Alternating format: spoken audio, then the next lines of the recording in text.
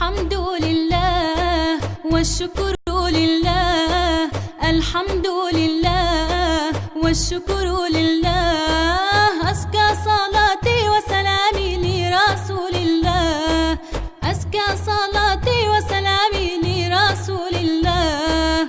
الحمد لله والشكر لله، الحمد لله والشكر لله. أزكى صلاتي وسلامي لرسول الله، أزكى صلاتي وسلامي لرسول الله. صلي وسلم الله على المعلم، الله صلي وسلم الله على المعلم، الله صلي وسلم الله على المعلم، الله صلي وسلم الله على المعلم. الله أحمد محمد يا سيدي خير البرية.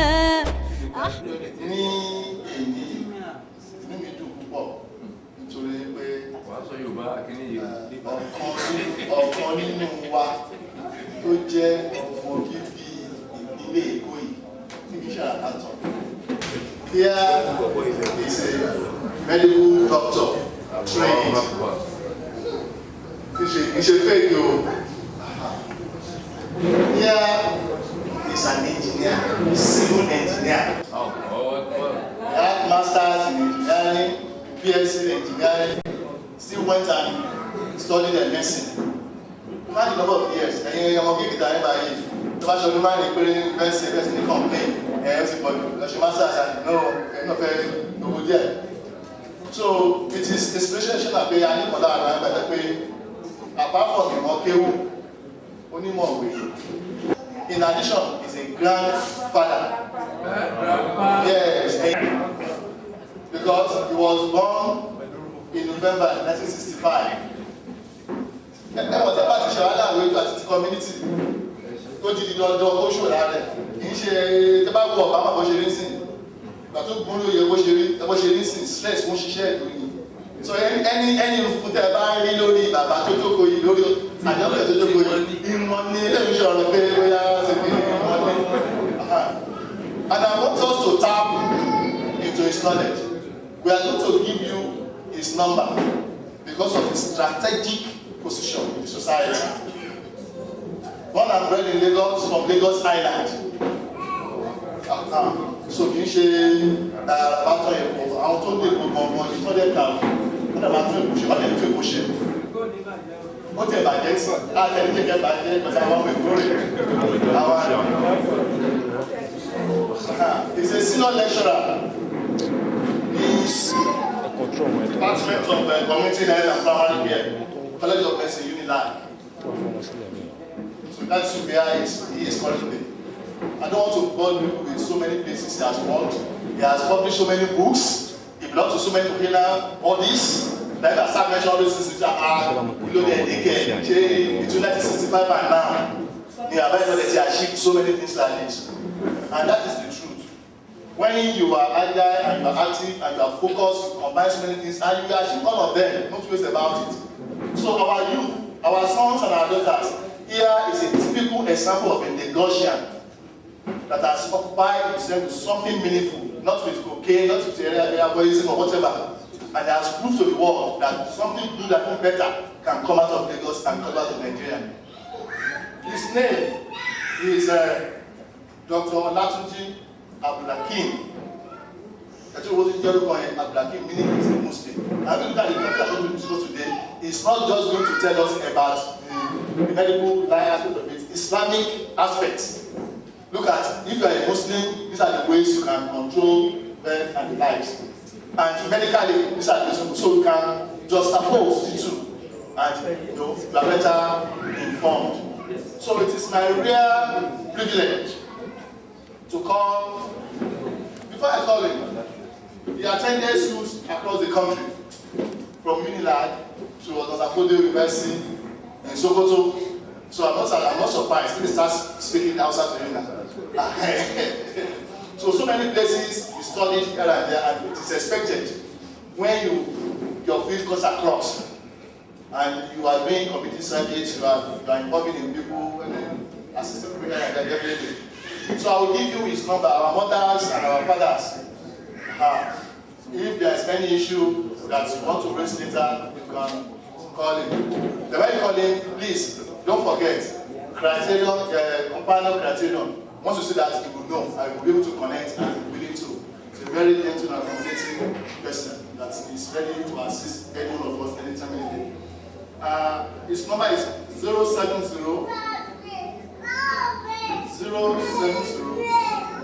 Odo, Eje, Odo, Eda, Eri, Ejo, Efa, Ejo, Eji, Esfa, Efa.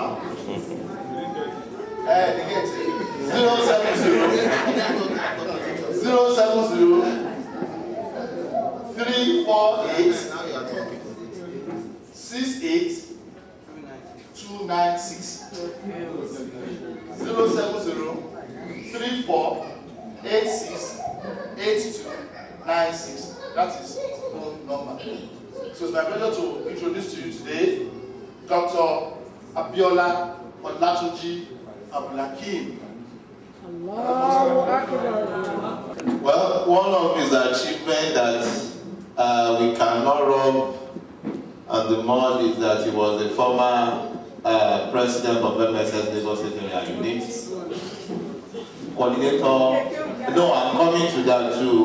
When MSS was MSS Lagos State Area Unit, when we do meet at Usrah Islamic in Yaba, he was one of our past presidents. Is equally the same way he's a medical doctor, the same way he's a civil engineer, is equally a coordinator of an Arabic school, full-fledged, not partial one, full-fledged Arabic school that graduated students. And one of the students who has become a teacher in that school was our daughter that got married. That was Taufiko. Taufiko is a graduate of that school, and she's now a teacher in that school.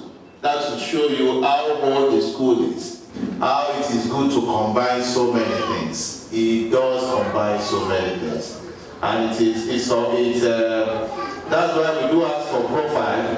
It surprised me that I met him in a while Islam, but I did not know him. Maybe he was a quiet person then. He's still a quiet person. I met him in a while Islam, but I did not know him. It was his profile that made me know that in a while Islam college when I was there.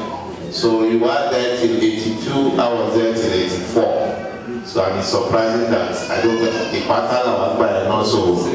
So let's quickly move on. So I want to hand the microphone to the lecturer. The topic is family planning, secular and Islamic methodologies. You will notice that since the inception of this administration, we've been handling things of spiritual, we've been handling topics that has to do with our spiritual development. Going forward from this topic, we shall be handling mundane things. The next lecture will be on business. The next one that follows will be on business. And inshallah, we shall cap it off with a lecture in Yoruba. Then we go to another lecture in English to end this Islamic calendar for us. So inshallah, please don't think that this is a deviation. Islam is both mundane and spiritual. Both. And that is why the lecturer is going to tackle it from both angles. Alhamdulillah, nasta'inu wa nastaghfiruh. Wa na'udhu billahi min shururi anfusina. Man yahdihillahu fala mudilla lahu wa man yudlil fala hadiya lahu.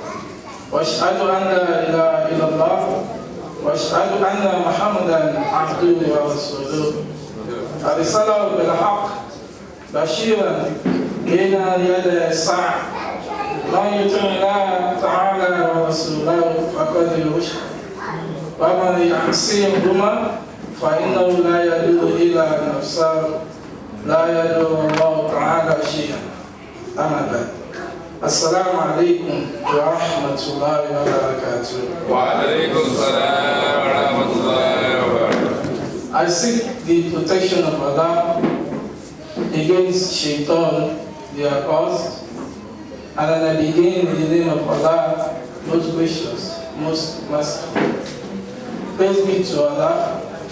We seek His assistance and we seek His forgiveness. We seek protection of Allah from the evil of our souls. Whoever Allah guides, there is none who can misguide him. And whoever Allah misguides, there is none that can guide him. I bear witness that there is none that deserves to be worshipped except Allah, and that Muhammad sallallahu alaihi wasallam is his servant and his messenger, whom he sent with the truth to be a guide tidings for the day of judgment to come. Whoever obeys Allah the Most High and obeys His Prophet is guided, and whoever disobeys both of them, such person shall not harm anyone except himself.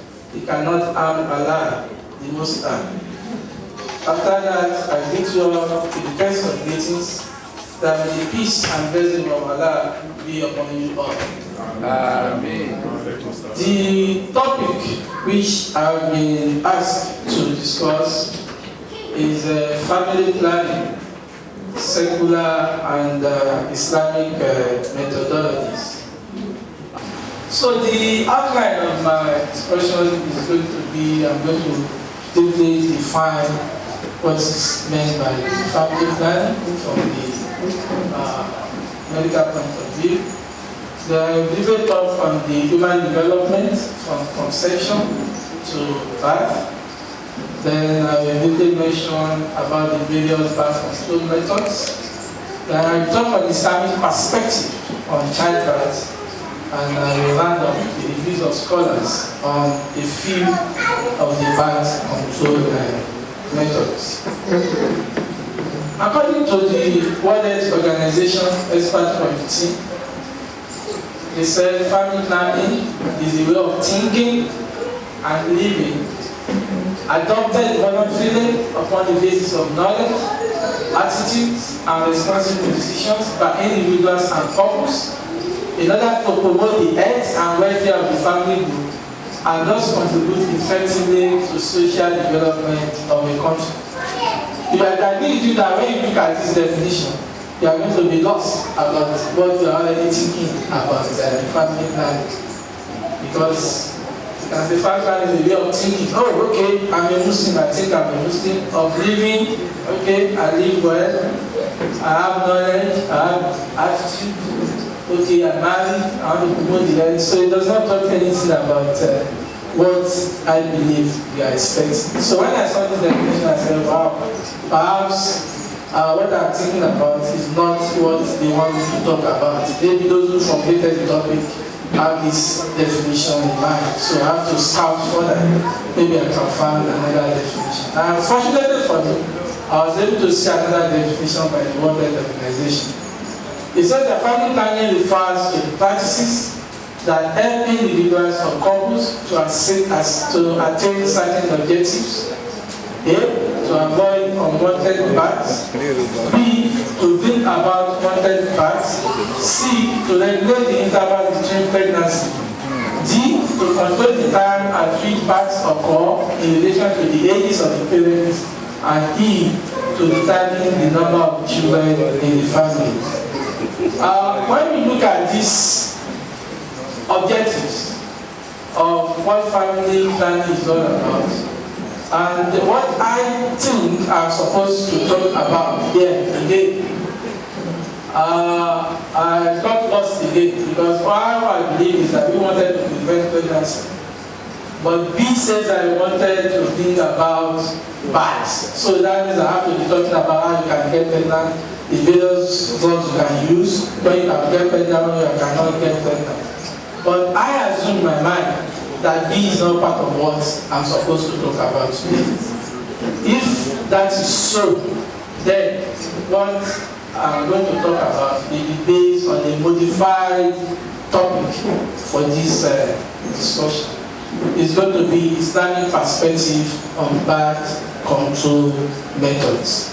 So that's what I'm going to talk about, Islamic perspective on the birth control methods. Now, every man and every woman, we have various organ systems. And for the women, when you talk about the birth control methods, they are usually the ones that are affected most. A woman ordinarily has 2 tubes, known as the fallopian tubes and 2 ovaries at each end of the uterus. Every month, one of the ovaries in turn release an egg, which is also known as ovum, which passes slowly along the fallopian tube towards the womb cavity, that is the uterus. So what I've projected is just the female reproductive organ system, where pregnancy and birth take place. So we have the fallopian tube, then we have the uterus, another fallopian tube, and at each end of them we have the egg or the ovum. Okay? So this is the uterus, this is the uterus, that's the opening into the private part. Then the first part of the private part, that's the vagina, then the cervix, that's the external hose, the main cervix itself, the internal hose that then leads into the uterus. All these parts I've mentioned, they are very, very important when we talk about birth control methods. Now, every human being begins life as a single cell formed when father's sperm fertilizes mother's egg. Fertilization normally takes place in the mother's fallopian tube, which connects the uterus with the ovary. When fertilization is completed and the nuclei of egg and the sperm have combined, a new being comes into existence and is capable of further development. After fertilization, the single cell splits into 2. Then the 2 cells double to 4, 4 to 8, 8 to 16, and so on. But the most important we should know that when a man and a woman have intercourse and the man ejaculates, what the man produces is the semen. And in that semen, there are about 5 million sperms or spermatozoa that can result in pregnancy. In other words, a man can have 5 million children with one ejaculation. Whereas each month a woman can only release only 1 egg or ovum. So all these 5 million spermatozoa will now struggle to be the one to take care of the ovum. I think from that, men have always been fighting over women. You can see even the spermatozoa himself, all of them wants to be the one to take care. Eventually, only one will penetrate, and that's the lucky one. So these are the spermatozoa, okay, and this is the only one that eventually penetrates. After that one has penetrated, then the ovum will now develop a thick wall so that no other one will be able to come in. Then the question now is, what happens when we have twins? There are 2 scenarios in which can we have twins. It's either that the woman releases 2 eggs in that month, or in the rare cases, after one spermatozoon has penetrated the ovum, it will now divide into 2 separate parts, and each one will now develop on its own. So that's the situation that you have that can result either in twins or triplets or quadruplets. But the usual, the common one is that once a spermatozoon penetrates the ovum, that fertilization takes place and results into one human fetus. So that's the female genital tract again. Okay, when there's intercourse, this is where the semen comes in. Then the semen will now migrate up. It migrates up into the fallopian tube to go and meet the egg. Okay? So when it meets the egg, then you start struggling out of them until the lucky one will penetrate. And after the lucky one has penetrated, that is what we mean by the fertilization. After fertilization has taken place, then the fertilized egg will divide into two. The 2 will divide into 4, the 4 will divide into 8, the 8 into 16, until eventually form what is known as a blastocyst, and further development continue. At 8 weeks, this is how we look like in our mother's womb. At 4 months, which is very, very important we look at this, 4 months. At that particular point, the fetus has skin, pink skin, is partly transparent, the eyebrows and eyelashes appear, the ears begin to form, the head is approximately half of the babies. And 4 months is approximately 120 days. I want us to take note of this. 4 months is approximately 120 days. It's very, very important when we talk about birth control methods. So at 4 months, this is how what the pregnancy looks like. And having a general look again at the pregnancy from 8 weeks until at birth, which is usually from either between 36 to 40 weeks. These are the fetal development of human beings look like. Now, having looked at how we develop from conception to birth, what are the things that we can do to prevent this? The various methods that we can do to prevent this birth taking place can be divided into 2 broad groups. The first group, we call it the spacing methods, and then the second group we call the terminal method, or sometimes they call it the permanent method.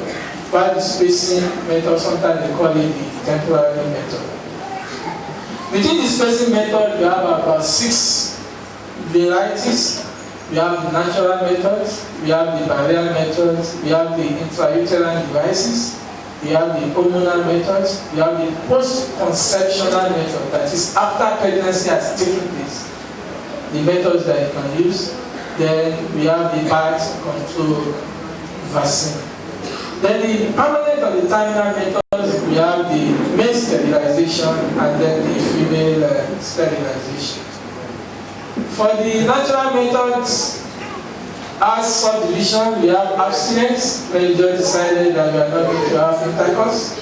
Then you have coitus interruptus. Then you have the safe period of the breathing method. We have what you also classify as the natural family planning methods, and then you have the breastfeeding.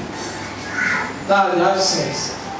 The abstinence is the only birth control method which is completely effective, 100%.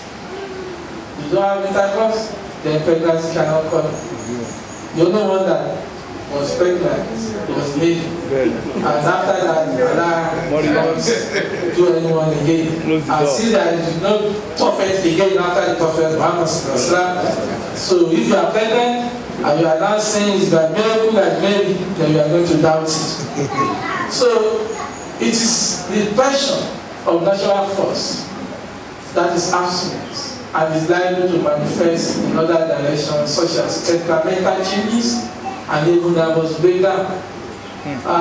This is the reason why, if for example your boss in the office is a woman and she's a divorcee or a widow, she's likely not to have very good attitude.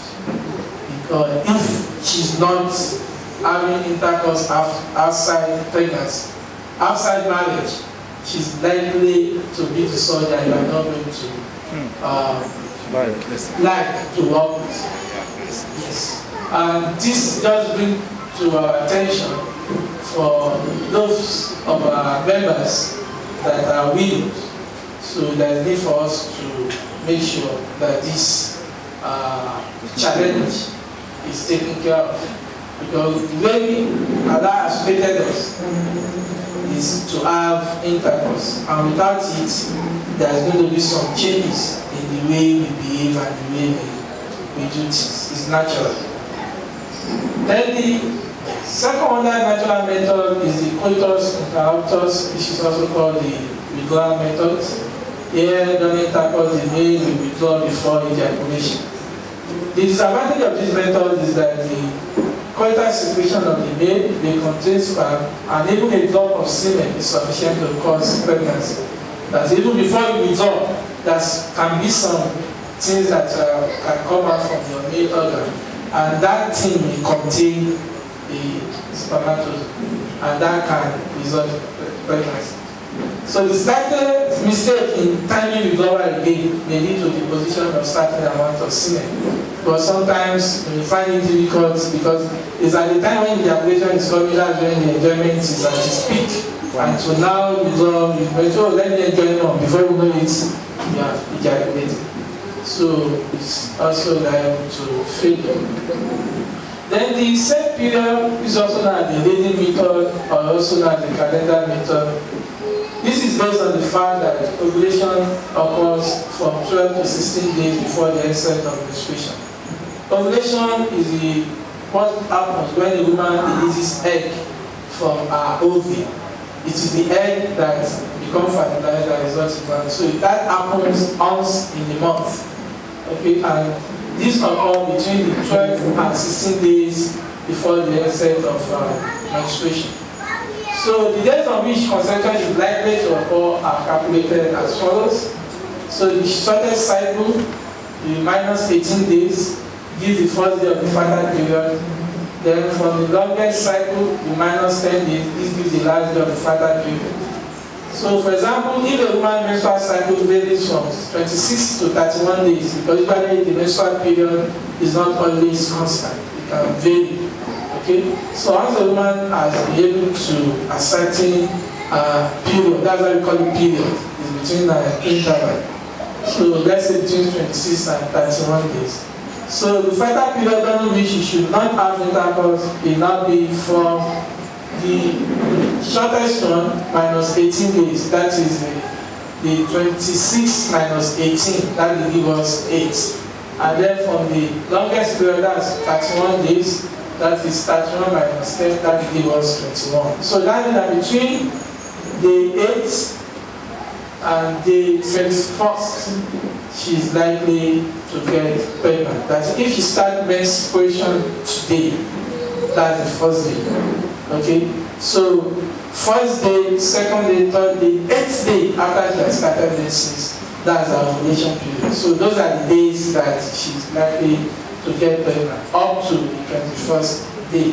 So if anybody is looking for pregnancy, then that is the period when they are supposed to meet their spouses. Now for those of you who are most of the time you are out of Lagos and your wife is in Lagos and you are looking for pregnancy, so these are the times you should come home so that you can achieve that.